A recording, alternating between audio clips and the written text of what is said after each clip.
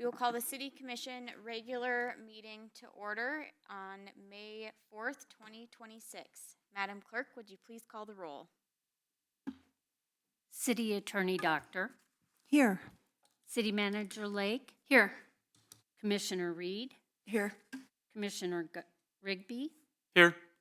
Commissioner Gustafson, Here. Commissioner Logan, Here. Mayor Dean. Here.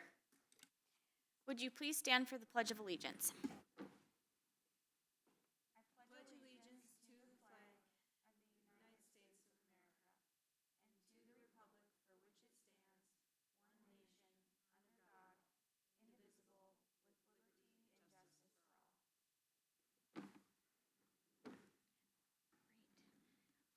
First on our agenda are proclamations.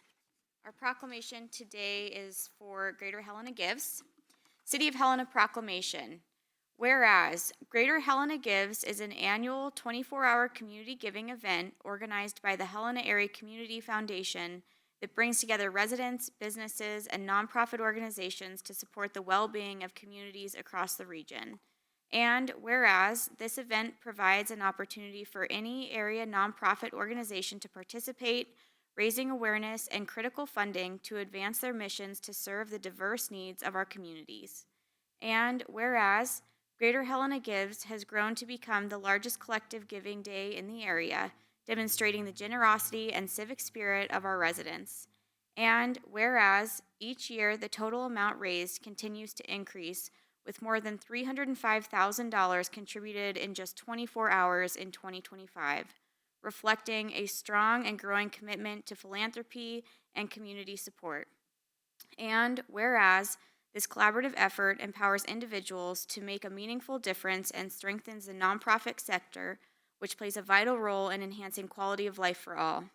Now, therefore, I, Emily K. Dean, Mayor of the City of Helena, do hereby proclaim Wednesday, May 6, 2026 at 8 p.m. through Thursday, May 7th, 2026 at 8 p.m. as Greater Helena Gives Day throughout this city, and encourage all residents to participate in an inspiring day of giving and supporting the nonprofit organizations that make our community stronger. In witness whereof, I have hereunto set forth my hand and caused the seal of the City of Helena, Montana, to be affixed this day of the 4th day of May, 2026.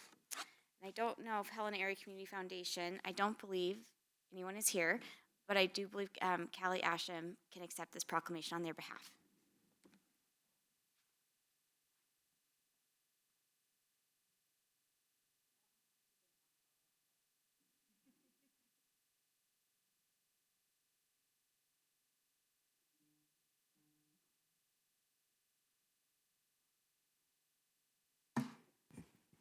Thank you so much, Mayor Dean. And on behalf of the Helena Area Community Foundation, we're so excited to partner with them this year on Greater Helena Gives.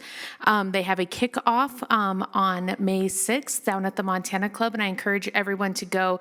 And you can also go to greaterhelenagives.org and give to your favorite nonprofit. Thank you. Thank you, Ms. Asham. All right. Next up, we have board and committees. Board appointments. I hereby recommend the following citizen board appointments.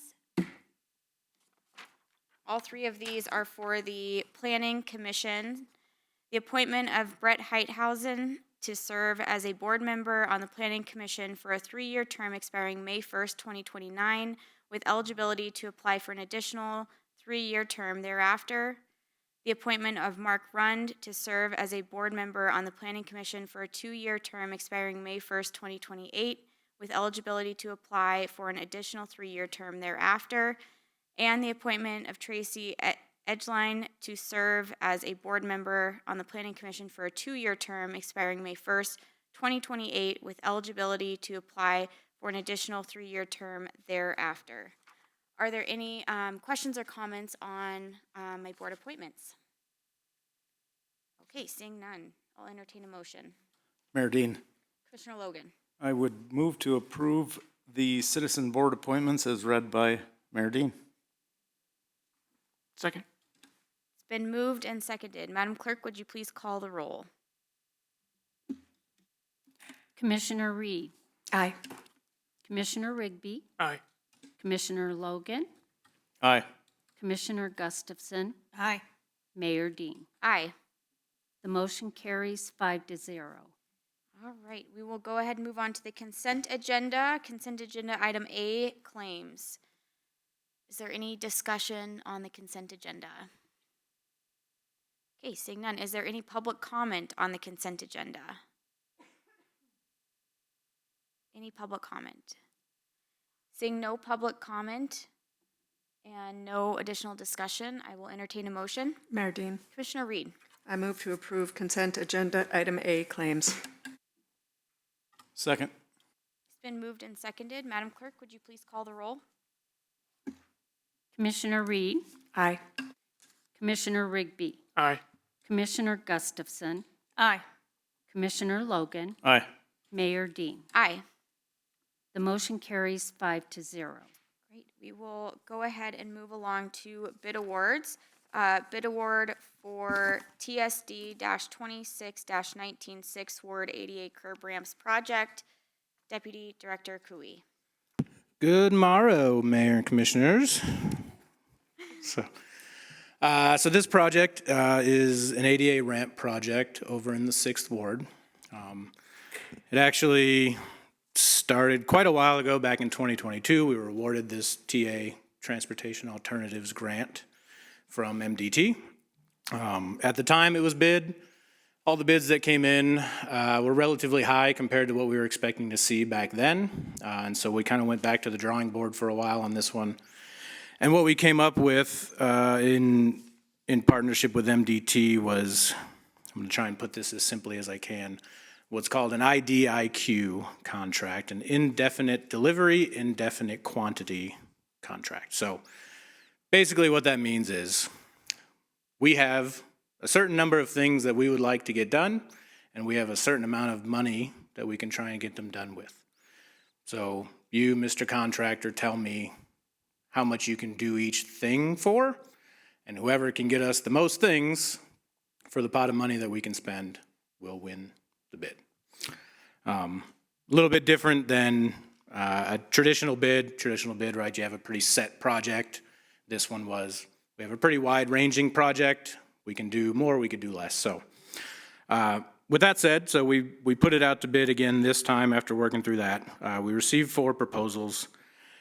3 of them met all the criteria that were required of a proposal, so we scored those 3. And as you can see on the scoring sheet that was in the packet, 2 of those submissions tied. Homestead Handy and Montana Materials, formerly known as Helena Sand and Gravel. So in order to try and wedge a little gap there and see who would it get awarded to, we went to an interview process. So after the interview process, we were still a little bit tied after that. So part of it is we've worked a lot with Montana Materials in the past. Homestead Handy is a new vendor for us, and so we weren't as familiar. After the interviews, we felt pretty comfortable that they could do the job just as well as anybody.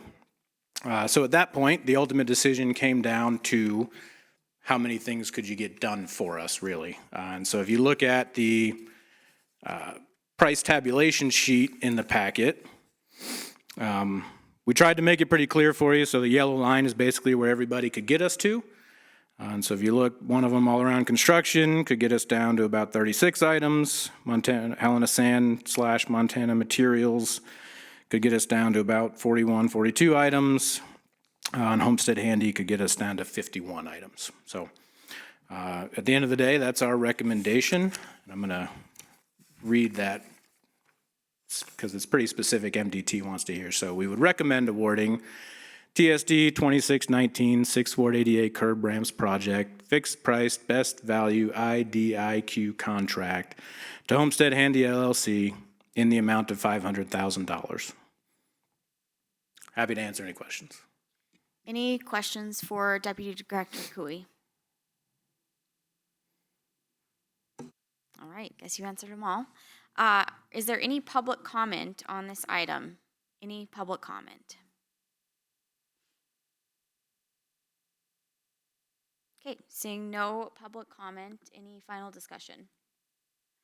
One thing I just note, really excited to see this coming to fruition. We have been talking about it for a couple years, and it's consistent with what we're trying to do within Transportation Systems Department, but also consistent with what is in the Railroad Sixth Ward Midtown Master Plan to help improve connectivity in the entire neighborhood. So very excited to see this moving forward. All right, seeing no additional discussion, I will entertain a motion. Mayor Dean, Commissioner Rigby. I recommend awarding the TSD 2619 6th Ward ADA Curb Ramps Project fixed priced best value ID IQ contract to Homestead Handy LLC in the amount of $500,000. Second. It's been moved and seconded. Madam Clerk, would you please call the roll? Commissioner Reed, Aye. Commissioner Rigby, Aye. Commissioner Gustafson, Aye. Commissioner Logan, Aye. Mayor Dean. Aye. The motion carries 5-0. We'll go ahead and move on to bid award item B, bid award for the Broadway Storm Sewer Project number 25-04. Mr. Clark.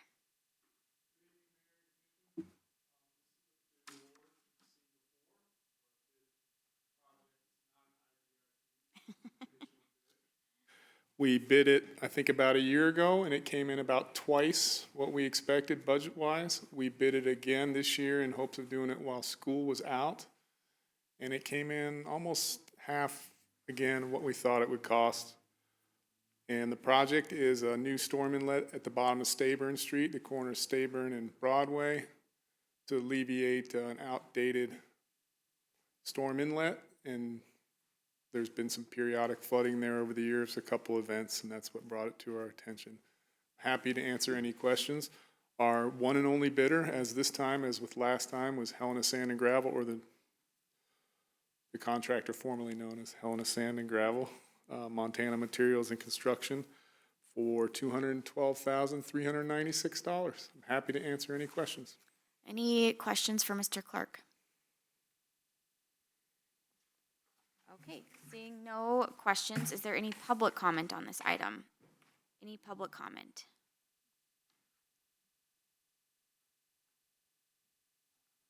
My name is Hannah Stanton. I'm a homeowner at 1038 East Broadway Street, and I originally brought this issue to the commission. And I would just say this has remained very important and is near, literally, and dear to my heart. We've had numerous pretty significant flooding events that have come through our property, and it just is scary, especially like, in the summertime, you go on a vacation and you're not sure what might happen on your property while you're gone. Thankfully, we've been in town whenever any of these big storms have happened in the past few years. We moved in 2019, so there have been a number of them. Water across our property, that goes above my rain boots. So I just think that this is very important. It's also right at the crosswalk that's right at the elementary school there. It's where we put in the flashing stop walk on Broadway as well. So all of that is right in that same situated area. And I think it would be very important and a good thing to make this be better for the community. Thank you, and thanks for your perseverance through this. All right, is there any additional public comment? All right, seeing no further public comment, any final discussion from the commission? Okay, seeing none, I'll entertain a motion. Mayor Dean, Commissioner Logan. I move to award the Broadway Storm Sewer Project number 25-04 to Montana Materials and Construction in the amount of $212,369. Second. It's been moved and seconded. Madam Clerk, would you please call the roll? Commissioner Reed, Aye. Commissioner Rigby, Aye. Commissioner Gustafson, Aye. Commissioner Logan, Aye. Mayor Dean. Aye. The motion passes 5-0. All right, we'll go ahead and move on to communications and proposals from commissioners. Any communications or proposals from commissioners? Commissioner Reed. Thank you, Mayor Dean. I think you have, all the commissioners have, and for those in the room, I think there's a copy at the front of the room As discussed last week at our administrative meeting, I had hoped to get consensus to have a discussion about options regarding the resolution we passed 21062. I was asked to provide a memo with additional information, which I have done, so I will summarize, and I'm hoping to get consensus to move this forward to an agenda. I would like to have a discussion to consider, bless you, the amended resolution as drafted by outside counsel with the inclusion of the following provision. The provision to be included states, this resolution is suspended and may not be enforced immediately upon the filing of a civil action by the Attorney General pursuant to 2-1-604 MCA. By suspending the policy upon the filing of the civil action, the city complies with MCA 2-1-605, which provides that the city may not be penalized if it comes into compliance within 14 days after the Attorney General files the civil action. The resolution remains suspended and unenforceable until a court of competent jurisdiction rules on the civil action. If the court finds that this resolution violates the provision of Title II, Chapter 1, Part 6 of the MCA, the ordinance is void. Sorry, that should say resolution. If the court rules that the resolution does not violate those provisions, the suspension is lifted. Just as a bit of background, as you know, we passed our resolution in January 2026. It was rescinded in March. On April 1st, we sent a letter to the Attorney General where we state that we strongly disagree that the resolution violates Montana's sanctuary jurisdictions. And the amended resolution as proposed by outside counsel further addresses concerns raised by the Attorney General, and I believe the additional provision will mitigate concerns about potential fines if an action is filed. I recognize that we cannot discuss the substance of this tonight. I do feel that this additional provision would address concerns regarding potential fines that I have heard. I think the concerns about the cost of public engagement around the resolution, I'm not sure I'm comfortable with those concerns. One of our core values in our strategic plan is community engagement. We're even promoting listening sessions, and so I'm struggling to find concerns about the cost of public engagement on this issue, ones that I am able to respond to. So with that, I would like to get consensus to have a discussion regarding the amended resolution with this new provision at a future date. Thank you. Any discussion from the commission? Mayor Dean, Commissioner Logan. thank you. I'll just briefly say what basically I said at the administrative meeting, and that is associated with cost. When I spoke with our outside counsel recently regarding the next steps after Attorney General Knudsen's rebuff of the possible amended language of the resolution, it was clear that pursuing the resolution further would mean further legal challenges by the AG's office and further legal expenses incurred by Helena residents. One of the public comments that we heard frequently in the last number of months that we've been addressing this was that this resolution costs nothing. And that couldn't be further from the truth. From leading up to the meeting on March 26th that we hosted at the Civic Center, estimates were given up to roughly $64,000 in staff time and logistics for the meeting. I think if we rolled in the legal expenses that we've had up to this point, we're probably pushing $100,000. So no matter what we do in crafting a new resolution, it'll cost us significantly in staff time and further legal expenses, and I'm not supportive of spending any more on the resolution. If we were to put it on a future agenda, I think we'd be looking at hosting it again at the Civic Center due to security and crowd management issues at a cost of another $4,000 just to host the meeting. I guess I might also further add that language in the resolution still exists that gave me a lot of discomfort when I originally voted against the original iteration of this, and that is the requirement of our officers, or the suggestion that our officers attempt to demask and identify or ask that of federal agents. And it puts them in a really difficult position over which they have no authority. And so still a lot that I'm just uncomfortable about, and so not interested in moving it forward. Thank you.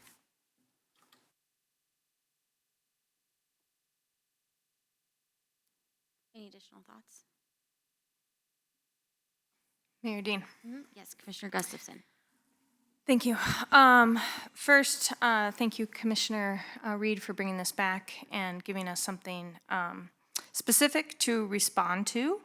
And I think my comments at the admin meeting were a little confusing. I might have tried to say two things at once. So I'm both trying to be sensitive that this is not a regular item, so we're not debating an issue, we're just adding consensus. But I think it's important to add a little context.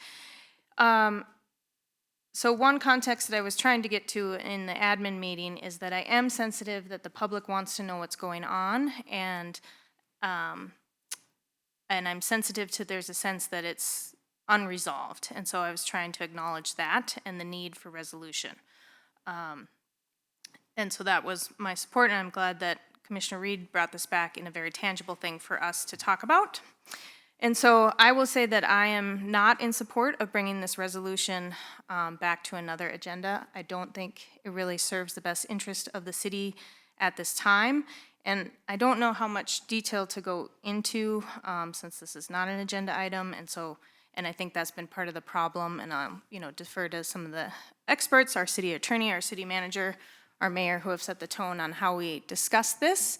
But I think I can discuss my feelings on the issue and maybe not necessarily the strategy.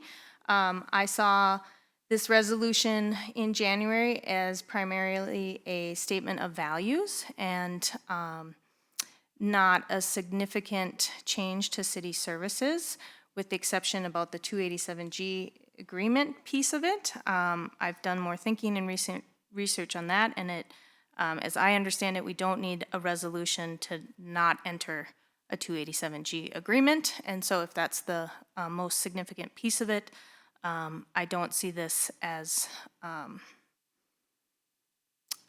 I don't think we need to put this back on an agenda. I think it's clear from our votes in January where we all stand on the statement of values piece of it. Thank you. Thank you, Commissioner Gustafson. Any additional comments? Mayor Dean, Yes, Commissioner Rigby.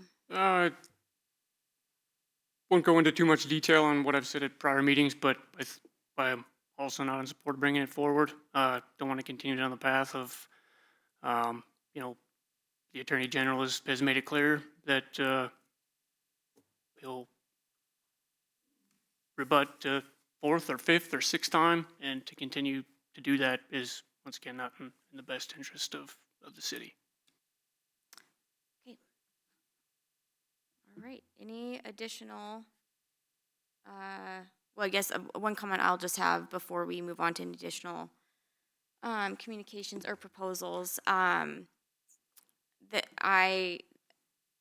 as I discussed at our last meeting, our council gave us a range of options. This was not an option, but not the one that I had preferred that council had given, and I'm still comfortable with the preference that I gave our council. We did not have a majority or commissioners that all fell into the same bucket of preferred options. So I guess I'll leave it at that. Any additional communications or proposals from commissioners? Okay, we'll go ahead and move on to report of the city attorney.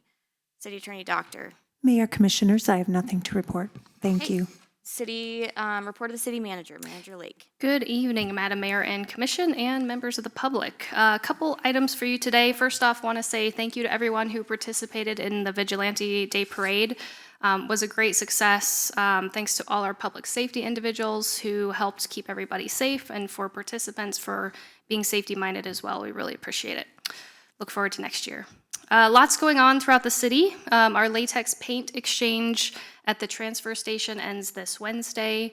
And speaking of the transfer station, we will be doing some work on the entrance of the transfer station over the next few months, so please allocate a little extra time to get in and out of there. But we do not expect any major closures during that time. As another reminder, the Sidewalk Improvement Loan Program is open and accepting applications. Also, our summer Parks and Rec Guide is out, and registration is open for both swim lessons and for our K's Kids program. Lastly, for updates, don't forget about our community listening sessions. Our next monthly session is going to be May 15th. Mayor Dean will be doing a special proclamation at the start of that event to honor Law Enforcement Memorial Day and also to help celebrate Police Week. And our main event will be our parks overview and open lands discussion. Our parks staff will be discussing all the many great programs and items that they do for the city. Lastly, a special announcement this evening. The City of Helena and the Helena Area Chamber of Commerce have teamed up to provide a new monthly award program. It's called the Spirit of Helena Award. We're very excited about it. This award is meant to honor individuals who exemplify the values, character, and community spirit that make Helena exceptional. We encourage you to nominate residents who go above and beyond in service to others, whether through acts of kindness, sustained civic engagement, professional excellence, or quiet contributions behind the scenes. You can find the form on our website, and it is also posted on our social media. It will be every month. Please get your submissions in for the month by the 15th of every month, and we look forward to honoring individuals here at this meeting monthly. With that, I will invite up Callie Asham from the Chamber of Commerce to say a few words about the award as well. Ms. Asham. Thank you, Mayor and Commissioners. I get to be up here for good stuff today. It's kind of fun.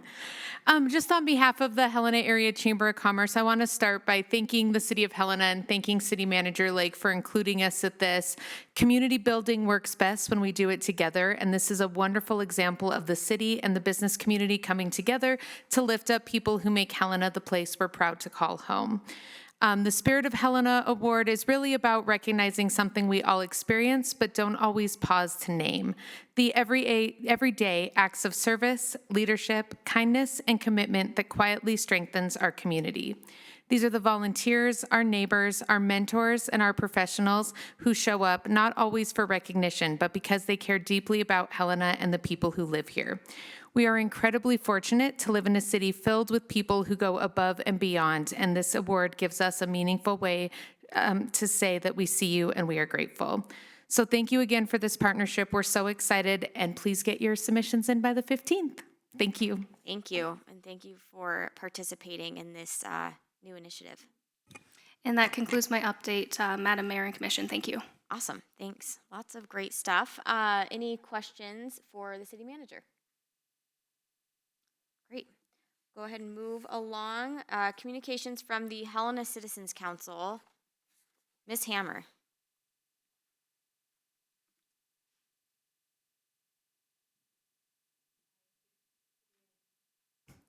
Good evening, Mayor and Commissioners. My name is Diana Hammer. I'm the Council Secretary for this Helena Citizens Council.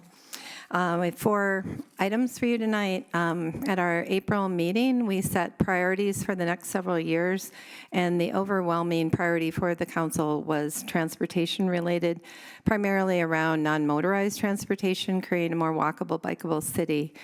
And on that note, there will be a How the Helena Community discussion on the 14th, talking about transportation. And secondly, there will also be a community meeting next Monday, May 11th, at the library, all around fire safety and awareness. I will welcome folks, and then there will be some opening comments from Commissioner Logan, Fire Chief Campbell, and then a presentation by Lois Olson with the Tri-County Fire Safe Working Group. And plenty of time for community discussions, because as we've come on into spring off a non-winter and very dry year, I think drought, wildfire risk are uppermost in most of our minds. So raising community awareness about how to prepare and be safe during wildfire season is essential. So that meeting starts at 5:30.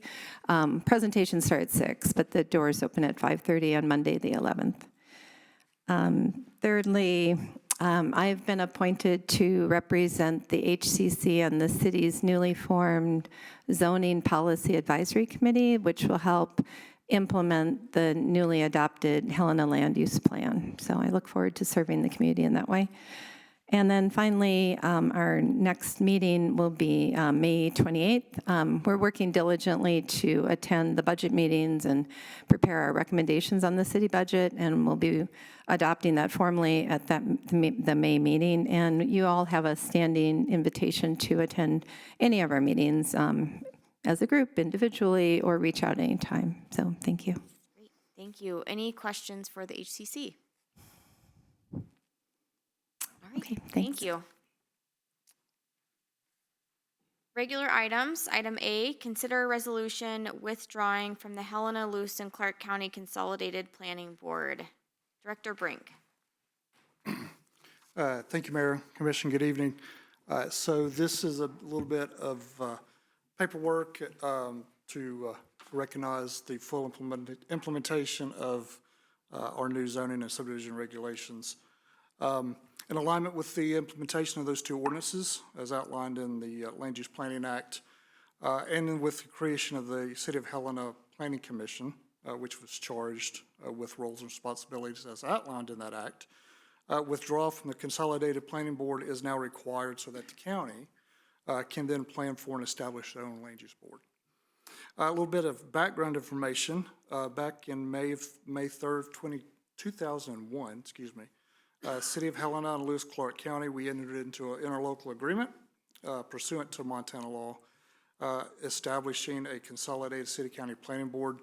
That board has been responsible for the most part for the city, providing planning and zoning recommendations to both the city and the county consistent with adopted growth policies and applicable regulations by both the county and the city. That interlocal agreement expressly provides that either party may withdraw from participation in the Consolidated Planning Board upon providing 90 days written notice to other party. Accordingly, we did provide written notice of our intent to withdraw to Lewis and Clark County. We did that in a letter from myself to my counterpart at the county on January 28th, 26, satisfying that notice requirement. Further background, so in October 30th of 23, City Commission adopted a resolution creating the Planning Commission for us, for the city. That initial resolution has since been amended so that the Planning Commission is fully charged with all roles and responsibilities as outlined in the Planning Act. That initial resolution and subsequent amendments anticipated continued membership in the City County Planning Board until such time that we became compliant with the Act, with the latest being May 17th, 2026. We will be compliant with that Act, provided the 30-day wait period to become effective on Wednesday of this week. With the adoption of the land use plan and the subsequent passage of our zoning and subdivision standards, city will be fully compliant, again, prior to the May 17th, again, Wednesday. Require now or withdraw from the Consolidated Planning Board. So this is just a formal recognition of that withdrawal. So staff does move to recommend that the commission, staff recommends that the commission move to approve a resolution withdrawing from the Helena, Lewis, and Clark County Consolidated Planning Board. And I'm here for any questions, if you have any. Any questions or comments for Director Brink? Okay. Oh, yes, Commissioner Gustafson. I was going to say, you guys are I know. quiet, dang. Thank you, Mayor Dean. You know I couldn't go by without a question on these things. And apologies if this was there. So the new planning commission that we just appointed more people to, that's just the city, and I'm sure this is stated somewhere, but can you just briefly describe how we will work together with the county under MLUPA? Thank you, Mayor Commission. So MLUPA doesn't give any guidance or requirement that we collaborate with our partners, but we do. We do that on a daily basis, and we'll continue to do that. And I believe our land use plans actually dictate that. Both their growth policy and our land use plan has that as a core function of those two plans, that we will continue to collaborate. Now, as a formal agreement between the two bodies and a formal land use collaboration, no. It's just we do that out of standard practice.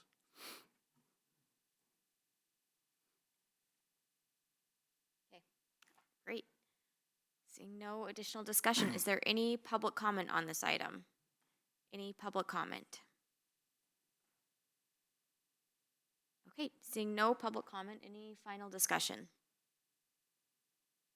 I'll entertain a motion. Mayor Dean, Commissioner Rigby. I move to approve a resolution withdrawing from the Helena, Lewis, and Clark County Planning Board. Second. It's been moved and seconded. Madam Clerk, would you please call the roll? Commissioner Reed, Aye. Commissioner Rigby, Aye. Commissioner Gustafson, Aye. Commissioner Logan, Aye. Mayor Dean. Aye. The motion carries 5-0. Great. Item B, consider a resolution recognizing the dissolution of the City of Helena Zoning Commission and the City of Helena Board of Adjustments. Director Brink.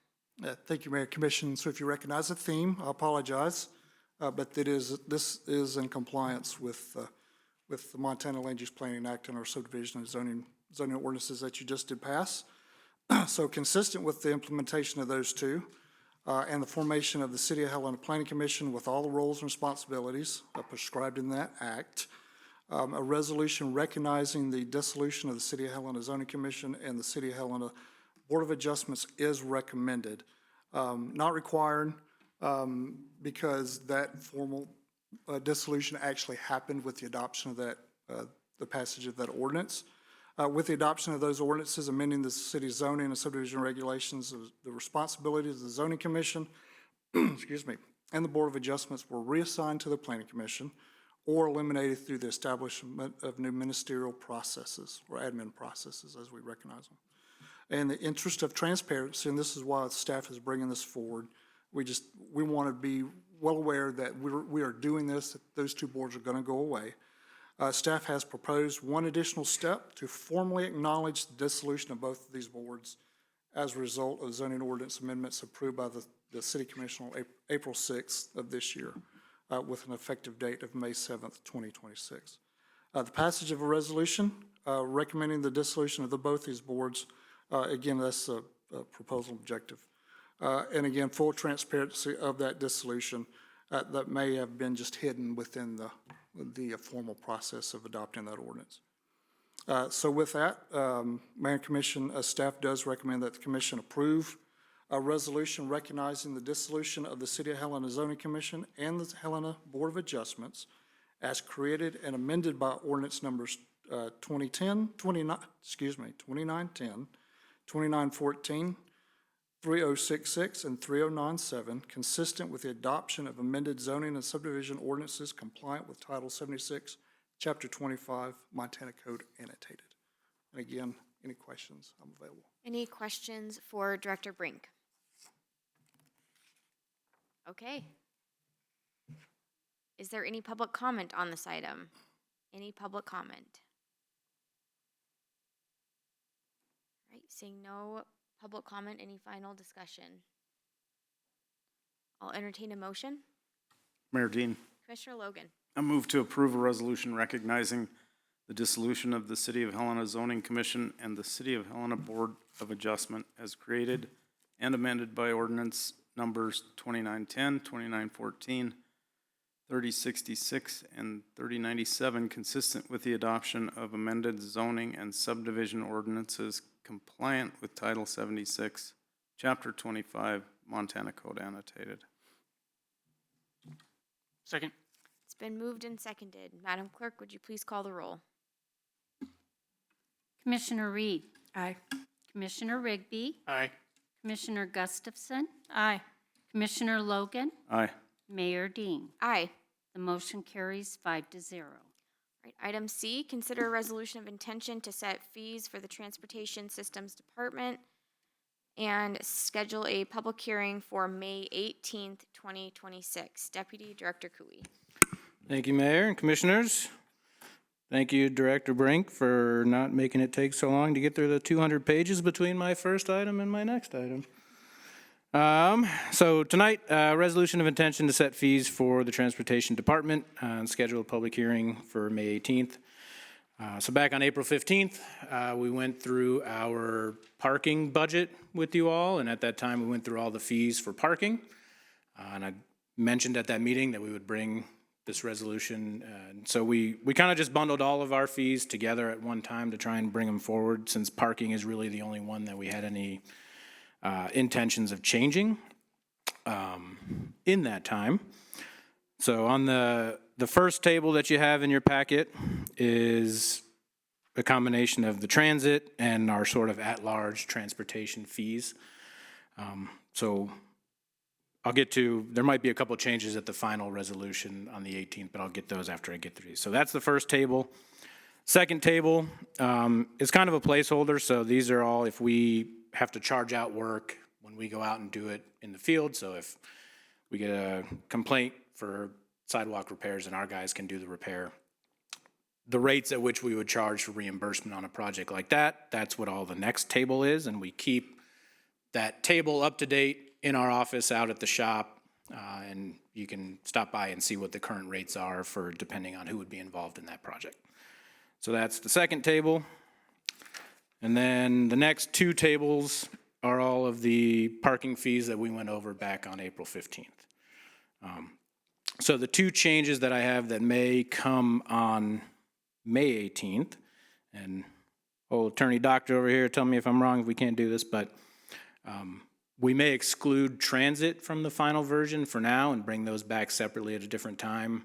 Having a conversation with Manager Lake and Director Danielson, there may be some discussions that come up in the budget presentation on May 13th when we present transit's budget. So pending that, there wouldn't be any changes to them on the final one, but they may just be excluded, brought back at a later time.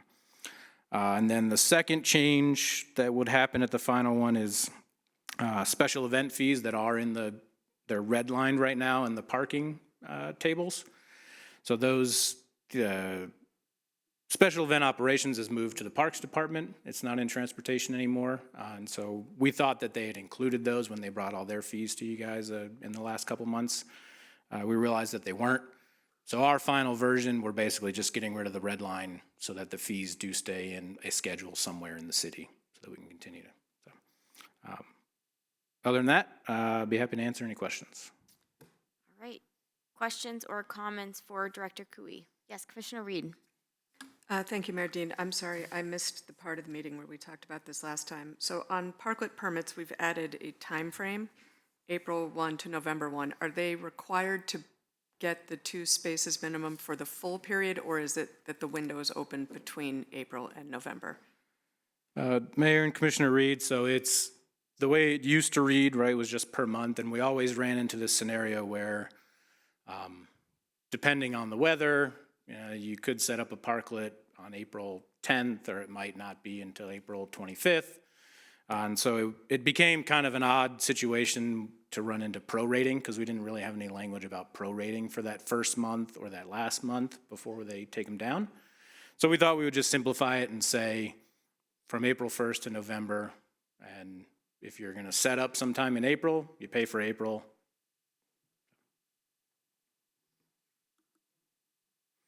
Additional questions? Mayor Yes, Dean? Commissioner Gustafson?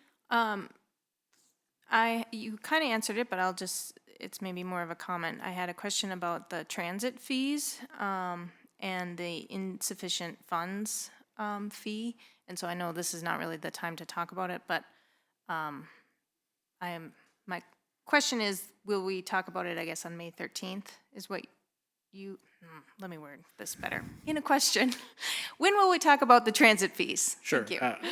Mayor and Commissioners, so yes, we will talk about the transit fees on May 13th and then also again in our joint commission meeting with the county at that budget hearing. So we'll talk about them a couple of times. Specifically the insufficient funds fee, that's one that I could check with Director Danielson if we actually have it in a citywide schedule now. But back in the day, we did not have that citywide, and so that was one that she asked us to make sure we kept in, so that if we had, bounce checks or, insufficient credit cards, whatever the case was, that we at least had it in there to be able to have the recourse to charge the fee. A follow-up, Mayor, if I may. So if we do this recommendation to a resolution of intention, that doesn't mean that these specific fees will be the final fees that we vote on. I'm looking to the city attorney who's nodding. Mayor Commissioner Gustafson, these will be the ones that we're sending out to intend to finally adopt, but there can be changes in between now and then. And at the final public hearing, you can hear that something that might prompt you to change at the final hearing. So there can be changes in between now and then. Thank you. And I appreciate that clarification, because I was a little surprised when I saw this meeting packet and it was more than just parking fees, because that's all that we had discussed. Okay, thank you. Yes, Commissioner Reed. Thank you, Mayor Dean. Just a quick follow-up question. Seasonal vendor permits. I see we're not changing a fee. I'm just curious, noting that it's annual, and you can't park for more than 2 consecutive days at a time on a block. How many people are taking those annually? Because it seems like it might be sort of a challenge to constantly be moving, and it's quite a high fee. So do we see a lot of seasonal permits? Mayor and Commissioner Reed, I don't know the exact number off the top of my head of those permits. I know we do have a handful. I mean, it's generally food trucks. So when you see like over at the Blackfoot, right, on an afternoon when there's a food truck parked across the street when they have their park let out. So definitely not a lot of them. I would say probably just a handful of them. Just a quick follow-up, if I might. Are we seeing more of the daily, because the daily fee is $50 and a seasonal is $12.50? And do we see a lot of daily vendor permits? I'm wondering if we're getting, if what this is telling us is that the seasonal pass is too high and cost prohibitive for people. Right. Do we see a lot of daily permits? So Mayor and Commissioners, no, I would say we also don't see a lot of the daily ones either. So a lot of those get covered in the special event process. So when you have food trucks on the walking mall, that kind of thing, a lot of these end up going through the special event process.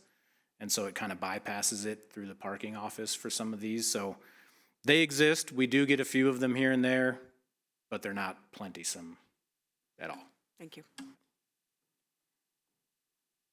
And maybe just a clarification on that question. Those are really, the reason we have those is they're in the parking spots that would otherwise be taken by vehicles that would be paying for parking. So it's, so we're not subsidizing additional. Correct, Mayor. Yep. Okay, great.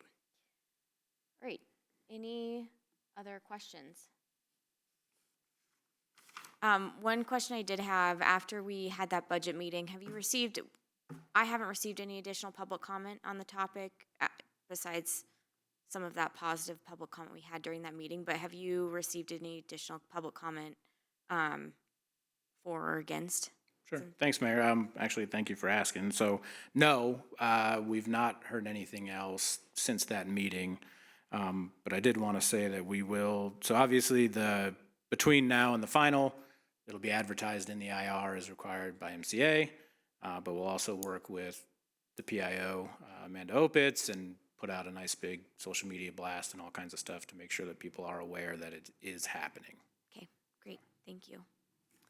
All right, seeing no additional public comment, or no additional commission discussion, is there any public comment? Any public comment?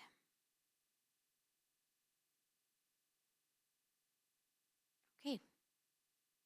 Seeing no public comment and no, yes, Commissioner Gustafson.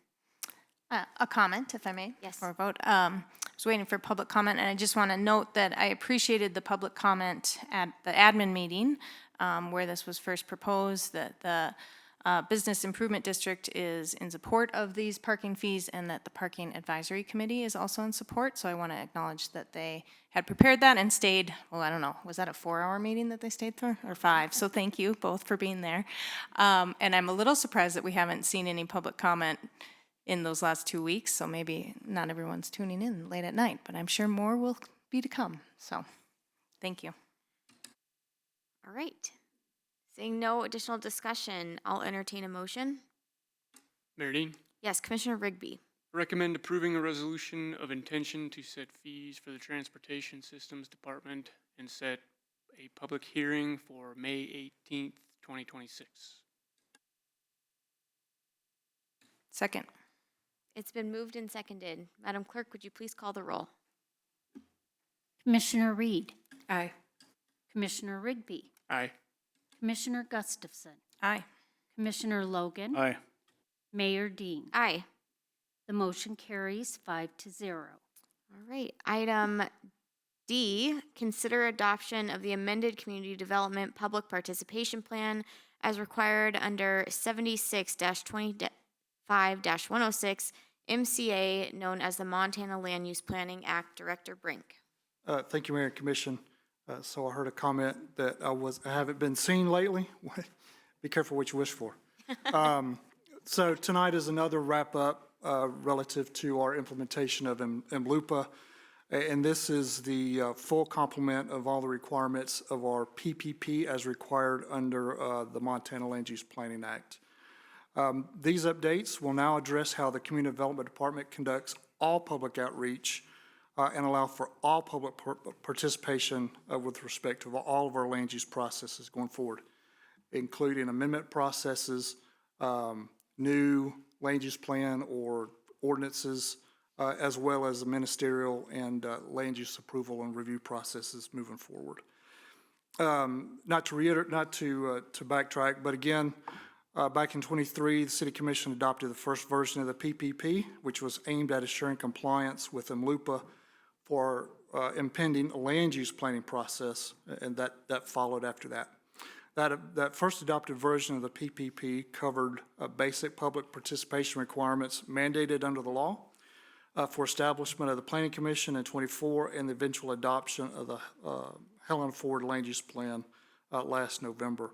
More recently, City Commission had final adoption of MLUPA specific zoning and subdivision regulations, and that happened on April 6th. My math escapes me, my calendar. I've given you a couple dates. Tomorrow will conclude the 30th day, so the 31st day we will be fully compliant with MLUPA. That will be Wednesday, which this necessitates adoption of an updated PPP to direct future outreach activities for all of our land use cases, code amendments, map amendments, and land use plan amendments moving forward. So what's changed between the document from '23 and the document that you have before you?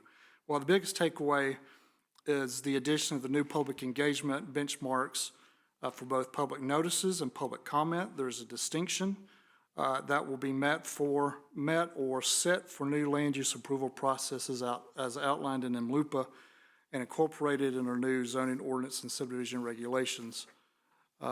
These benchmarks highlight when certain types of engagement or noticing periods begin and at which level the public may engage in the land use review and approval process. For those commissioners that were on the commission at that back in '23 and even for the new ones, MLUPA kind of recognized that public engagement is robust at the beginning or at the planning phase, but it becomes narrowly focused as we move to the ministerial and administrative process. More public engagement opportunities at the planning stage, less opportunity as we get to the actual land use approval and review process. Staff also took some liberties to make some document flow adjustments so that the document itself reads more efficiently. And then we included public engagement opportunities for expectations when amending both the land use plan and future land use map, as well as both the zoning ordinance subdivision regulations back in '23. We didn't anticipate the amendment process because we hadn't adopted the first iteration of the land use plan. So now that we have that, we have to incorporate a public engagement for amendments to those documents as well.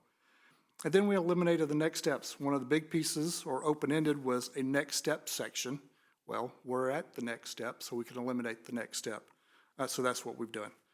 Not to make light of our work, but we are now at the end of that road, about to begin another one, but this is of prime importance that sets out the public engagement expectations of us and our community as we go through the land use process. So with that, staff does recommend that the commission move to adopt this amended community development public participation plan as required under 76-25-106 Montana Code Annotated, which is also known as Montana Land Use Planning Act. Again, I'm here for any questions. Any questions or comments for Director Brink? Yes, Commissioner Gustafson. Thank you, Mayor Dean. Thank you, Director Brink. I love these plans. I love public involvement. So I think this is more a statement than a question. Just that it's a two-way street, so I hope the public has followed this plan and can find the ways to engage. I did like the little illustration of the funnel, that as we get further down, you know, it gets to be more technical, and that's where we're looking for maybe comment from technical experts. So just a statement that I encourage the public to look at this and get involved as we wrap this all up. Any additional discussion?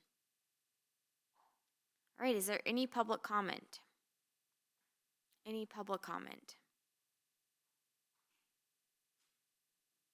All right, seeing no public comment, I will entertain a motion.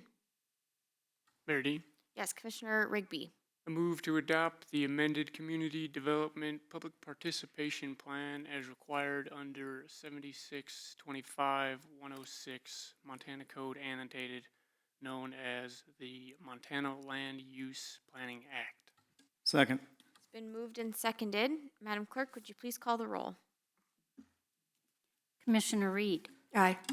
Commissioner Rigby, Aye. Commissioner Gustafson, Aye. Commissioner Logan, Aye. Mayor Dean. Aye. The motion carries 5-0. Okay, we will move along to public hearings. Item A, consider final passage of an ordinance pre-zoning to B2 General Commercial prior to annexation and upon annexation amending City of Helena Ordinance 3097 and the official zoning map for property legally described as Tract A1A1 of the amended plat number 3430211 located within the west half of this Section 17, Township 10 North, Range 3 West, PMM, Lewis and Clark County. Planner Alvarez.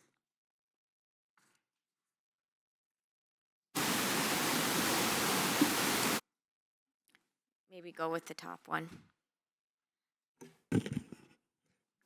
Thank you, Mayor thank you, Mayor and Commissioners. As introduced, I am Michael Alvarez, a planner with the Community Development Department, and my item tonight is pre-zoning the Trinity Center to B2. More specifically, this will be final passage. You heard this in March of this year for first passage as a group presentation, along with an resolution of intention to annex and a minor subdivision. So this property is generally located along both sides of North Sanders Street, to the north of and across from the Home to Suites, to and including properties on either side of Jordan Drive, running along the south frontage of the existing mini storage facility up there. It's undeveloped property, and it's on the back side or north side of the shopping centers there. The proposed zoning district that was asked for by the applicant is B2, which is a district that provides for compatible residential uses and a broad range of commercial and service uses that serve large areas of the city and that are normally required to sustain a community. I'll spare you from reading the entire land use plan designation for commercial, but I will highlight a section on another slide just coming up. So this was first applied for in the beginning of 2025, and it's only coming before this body this year because of a back and forth over their minor subdivision, their preliminary plat. When they first applied, this area was designated as mixed use. I would say in a reevaluation of this, we found it to be B2 as a zoning district to be in compliance with the future land use map at the time. I would say it's more in compliance if we were reevaluating today, because it is now, the future land use map designates it as commercial. So this was evaluated under Montana Code annotated 762304. As you've had those presentations from Director Brink this evening, we are, of course, sunsetting this criterion guidelines, but this was how it was evaluated. They're up on your screen. We are now moving to the Montana Land Use and Planning Act.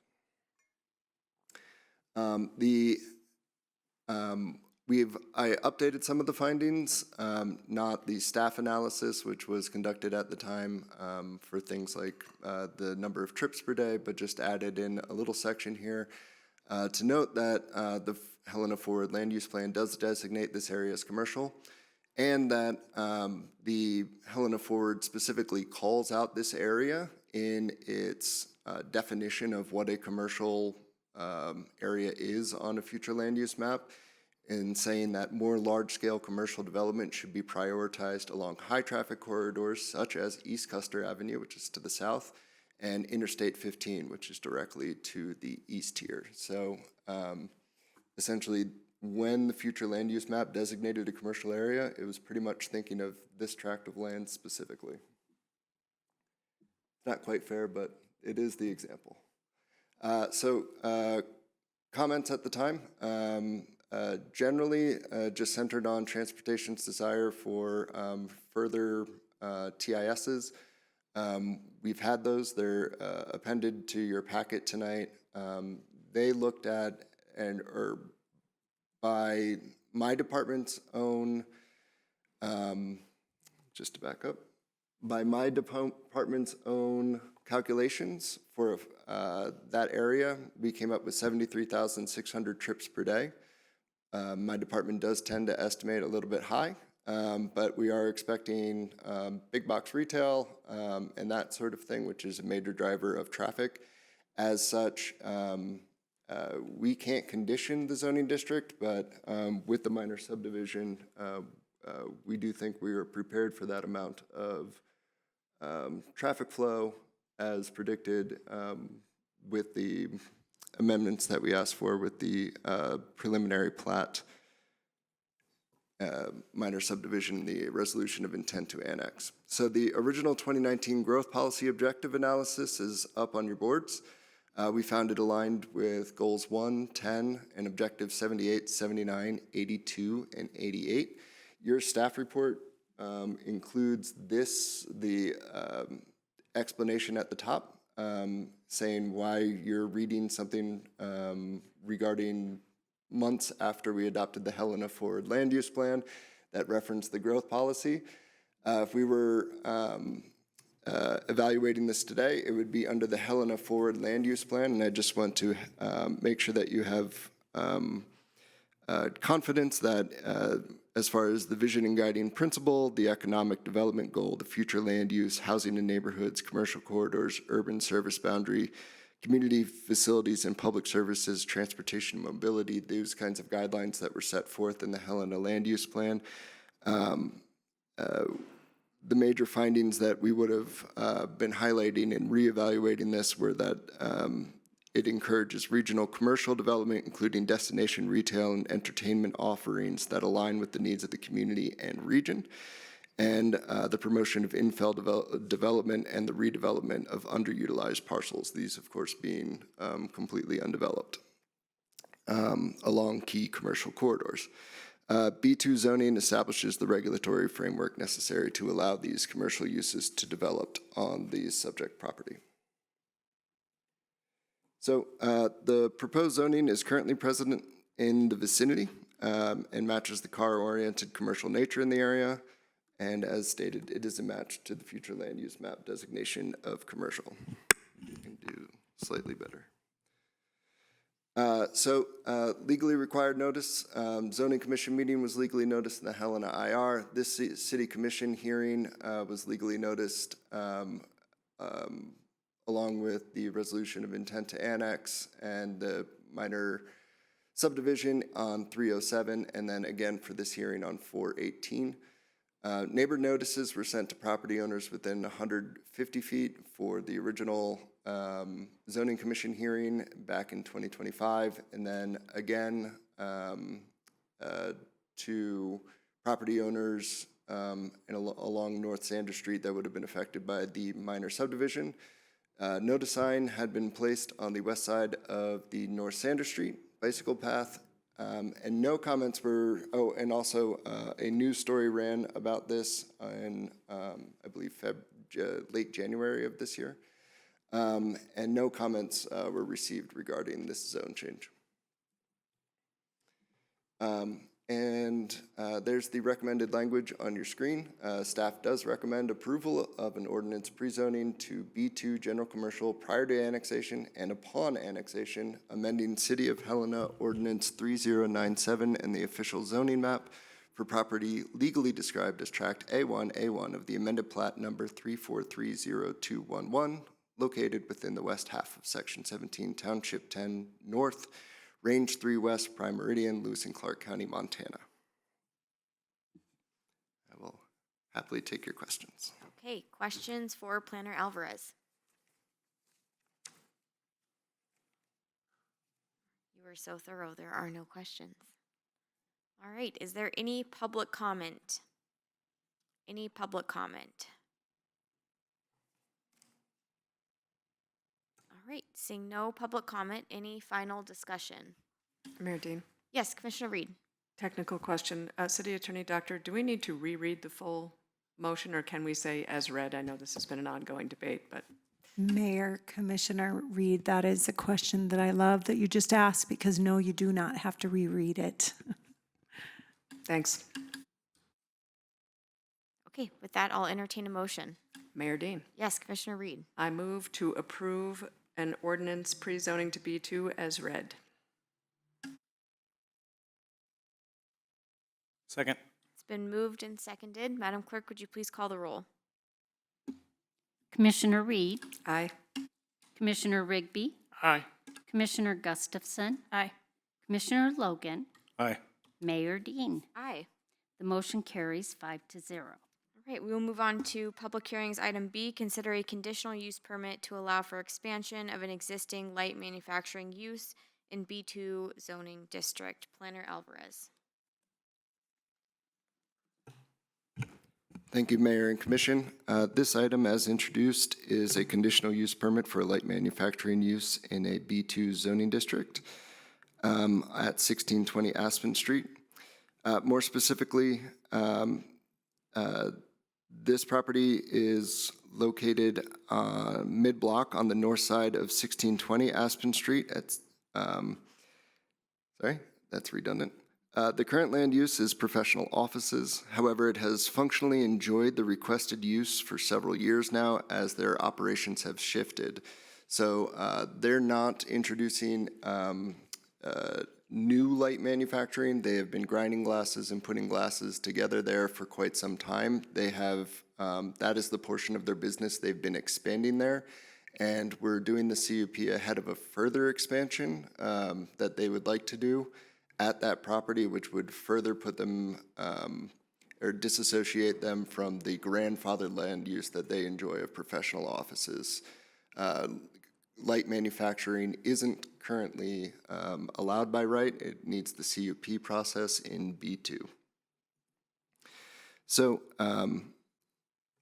the reason to bring this forward now is to gain that administrative certainty before committing to the expense of planning for an expansion of the facility. So you may have noticed in your packet, they have given sort of a proposed grounds. Any building that needs to, that would be approved here would need to be otherwise compliant with City of Helena setbacks and engineering, or zoning and engineering standards. Their first expansion was a major addition in 2013, and then they expanded again in 2020, and that's part of that drift more towards manufacturing. So their current land use designation, general services, professional offices were grouped together for a long time. The current land use designation hasn't really fit, at least since that 2020 remodel. And if not, since the 2013 expansion. The B2 General Commercial District, I'll read it into the record again, is a district that provides for compatible residential uses and a broad range of commercial and service uses that serve large areas of the city that are normally required to sustain a community. And as for commercial, I would highlight again that these areas are to be prioritized along high traffic corridors. Even though this is on Aspen Street, which is a residential street, it is one block off of Cedar Street down there. this is a facility that has coexisted on that block for 20-plus years now. The applicant, ahead of the applicant's planned expansion, they've acquired a lot across the street, and this body heard a zone change from the residential to B2 of that lot over there to accommodate a parking lot. The reason for that zone change was because a parking lot as a standalone use on a property wouldn't have been allowed in a residential zoning district, but it is in B2. So if this were to ever, for whatever reason in the future, to become separated from their two businesses across the street as parking for those facilities, we would have had created a nonconformity in the neighborhood. So this body has heard that zone change and approved it, and this will provide parking for their new facility. That what's going along with the conditional use permit here is the city is going to request a condition that the crosswalk to the other side of the street be installed prior to the discontinuation of the use of the current parking lot. And I just breezed past something that I would like to bring up. Do you see the blue Subaru in front of the garage door there? That garage door and parking area, that curb cut was not previously passed by the city. The transportation department, you will be hearing from them for this property as well to increase the number of diagonal spaces along their frontage. They're not currently using the number that they have allowance for. They're using 4. They had it passed up to 6. And with this change, they are hoping to expand that to 8. Transportation Department will be bringing it forward, to this body later this month. My apologies for not getting coordinated so that you'd hear them both on the same night. But specifically, we are going to be rerouting. I will come back. Nope. Oh, there it is. I will be rerouting.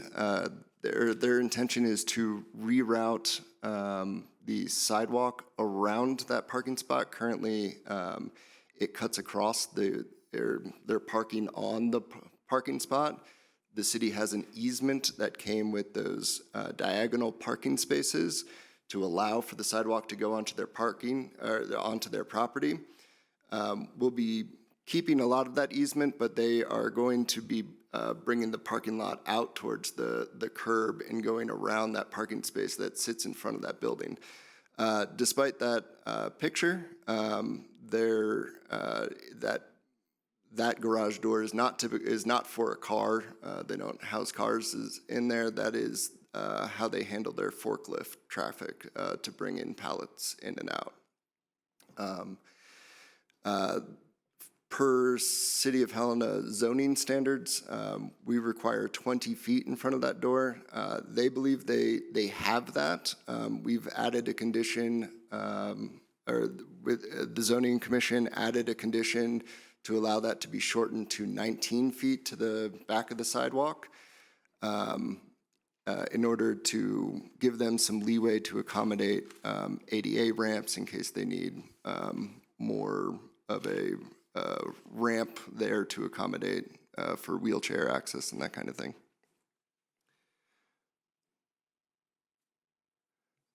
So the conditional use permit review criteria is up on your board. The standards that we need to find to be met are 1134A 1 and 2. To evaluate whether or not we have met the standards of 1134A 1 and 2, we use the review criteria set out in 1134B. Moving forward, all of these items are going to remain except for number 12. So this is the same review criteria that you have now will be the same criteria used to evaluate CUPs in the future. And just in case you're following along with the MALUPA changes. They are for things like noise, glare, odor, agreement with the land use plan, location, character, that kind of, those kinds of items. So the approval or denial of this CUP will not affect continued use of the property in its current configuration. The Helena Forward Future Land Use Map designates this area as commercial places, as commercial. The estimated trips per day generated by the light manufacturing facility, even at twice the square footage of the current facility, is expected to be lower than we would assign to that property for just the B2 use. The estimated trips per day are not expected to have a significant impact on the adjacent right-of-way. Like I said, there's not much going on in the way of a change of use at the facility. They're not adding many employees with the expansion. The applicants are here if you want more information about what they're planning on doing with this space. The subject property's off-street parking needs were already anticipated with the acquisition of that property at North Oaks and Aspen Street for the parking lot. No increase in noise level is expected because they are already doing the same manufacturing practice at that location. There is actually expected to be a reduction in glare from the subject property because of the elimination of the drive access and parking lot. There won't be cars coming in and out of that lot with their headlights pointed at the homes across the street. Odors are not expected to change since they're not changing how they will be using the facility. City staff reviews are on the board there. The Zoning Commission hearing was legally noticed in the Helena Independent Record. Neighbor notices were sent to property owners within 150 feet, and a notice sign was placed on the property. As of today, no comments have been received. I will say neighbor notices were received because we got a phone call asking about it, but the neighbor didn't leave a comment, just wanted more information. And the Zoning Commission voted to recommend approval of this conditional use permit as conditioned. Whoops. The Zoning Commission added that condition, that number 3 up there, that's in red. And again, that condition is just there to give them some more leeway in case they need to accommodate ADA or get tight when they do final design with that sidewalk and allowing for a parking space in front of that garage door per City of Helena zoning regulations, which require 20 feet. So, sorry, it's not moved to recommend approval. City staff recommended motion language is moved to approve a resolution granting a conditional use permit to allow light manufacturing uses in a B2 general commercial zoning district for the property legally described as lots 19 through 22, block 25, Flower Garden addition to the City of Helena, Lewis and Clark County, Montana. With the following conditions. 1, a building permit must be obtained within 1 year of CUP approval, and all construction must comply with applicable municipal, state, and federal requirements. The mid-block pedestrian crosswalk on Aspen Street shall be installed and operational prior to the discontinuation of use of the 1620 Aspen Street parking area, and that a variance from Helena City Code, Title 11, Chapter 4, that the vehicular entrance of a garage be set back 20 feet to the lot line of the property be granted to allow for a 19-foot drive approach to the back edge of the sidewalk. Thank you. And again, I will happily take your questions. All right, questions for Planner Alvarez. Commissioner Gustafson.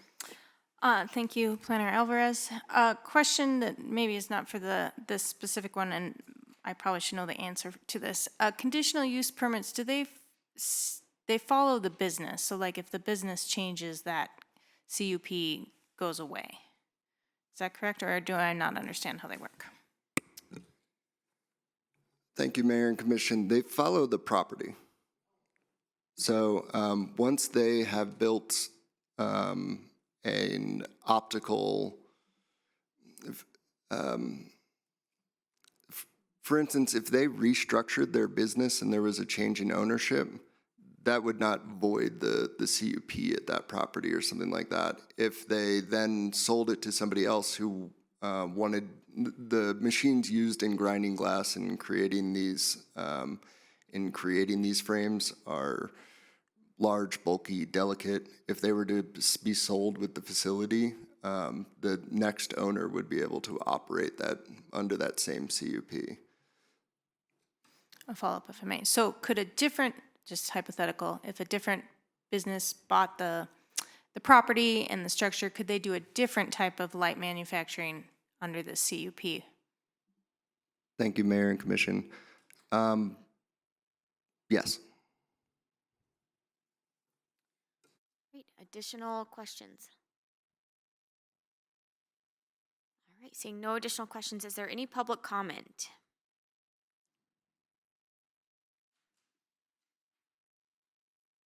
They're coming up behind you.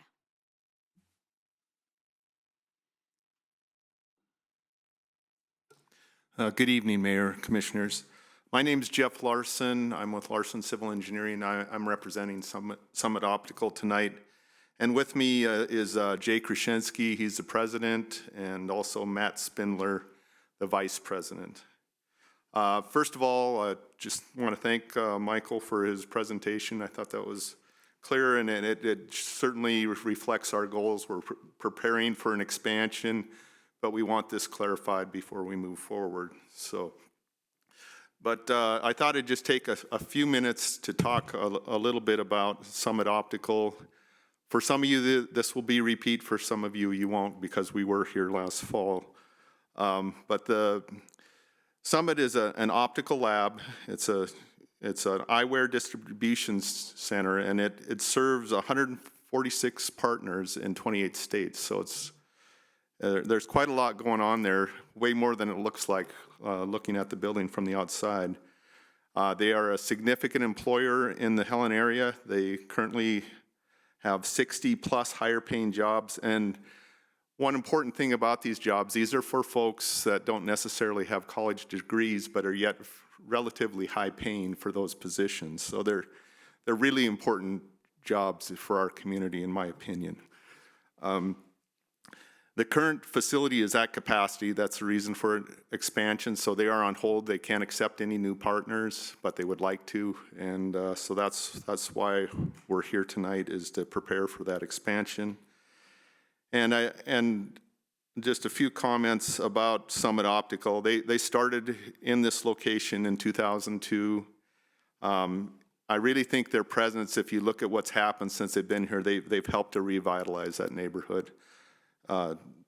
They've replaced 2 unused, rundown warehouses, and the building grounds are clean and well-maintained.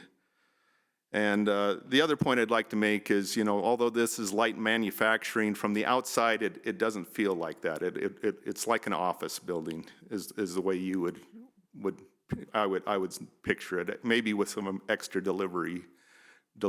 They do have daily deliveries, of course, but other than that, the noise, the odor, everything, that's kind of the feel that it has. So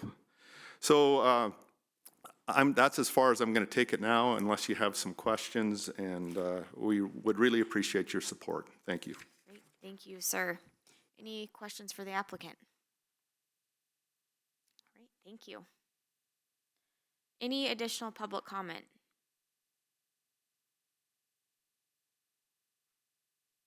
Okay, seeing no additional public comment, any final discussion from the commission?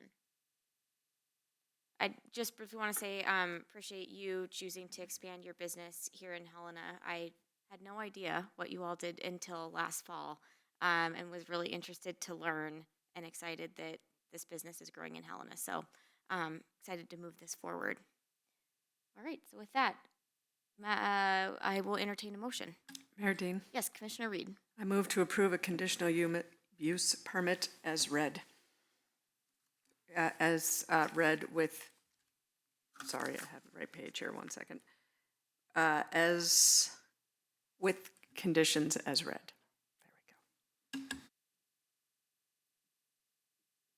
Second. It's been moved and seconded. Madam Clerk, would you please call the roll? Commissioner Reed. Aye. Commissioner Rigby. Aye. Commissioner Gustafson. Aye. Commissioner Logan. Aye. Mayor Dean. Aye. The motion carries 5-0. Okay, is there any general public comment? Any general public comment?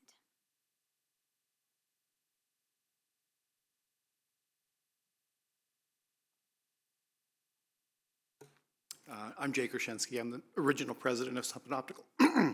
And Mayor Dean, you mentioned how exciting it is. We've been excited to expand in Helena for 25 years. If any of you would like to come down for a tour, I just leave that open so as commissioners, you can understand what's going on and see what's happening behind the scenes. 1620 Aspen, Summit Optical is the name, and you're welcome to call us for a tour anytime. Awesome. Great, thank you. We'll take you up on that.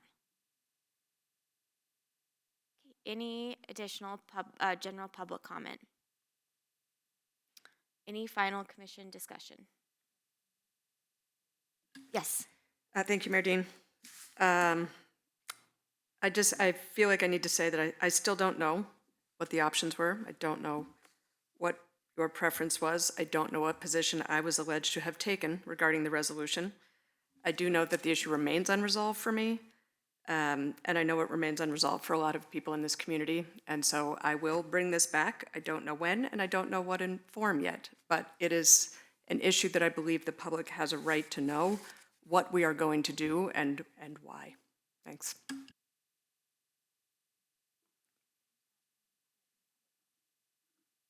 Oh, is there additional? Okay, I'm looking at the clerk. Is there additional written public comment? Mayor, Commissioner, we have public comment online. No hands raised, but I have 2 written comments. Okay. May I read them into the record? Please do so. Thank you. The first one is from Joseph Vanderwall. For general public comment about the resolution discussion, I find it really hard to buy Commissioner Gustafson's argument that the public knows where you stand with the values of the resolution. You may have said you supported it, but the one way you can actually show your values to the public at the end of the day is with your vote. And by your voting record, the public can clearly see that you are against the resolution and the hundreds of people that showed up in support of it. The second one is a general comment from Julia Cotter. Emily Dean and Ben Rigby both stated during their campaigns this past fall that they would support ensuring that ICE is required to demask when operating in Helena, and ensuring that Helena City does not sign a 287G agreement. Both of your refusal to even talk about the next steps for this resolution is proving you both to be liars. Your stonewalling on this issue will not make the public forget the promises you made to them while running for your positions. It is undemocratic. You should resign. Thank you, Madam Clerk. And I would just encourage if any member of the commission would like to talk to council again, please give her a call. She's been at the ready to answer any additional questions that anyone might have, or if your position about the options that she presented have changed, she is also open to hearing that. All right, any additional comments? All right, with that, this meeting is adjourned.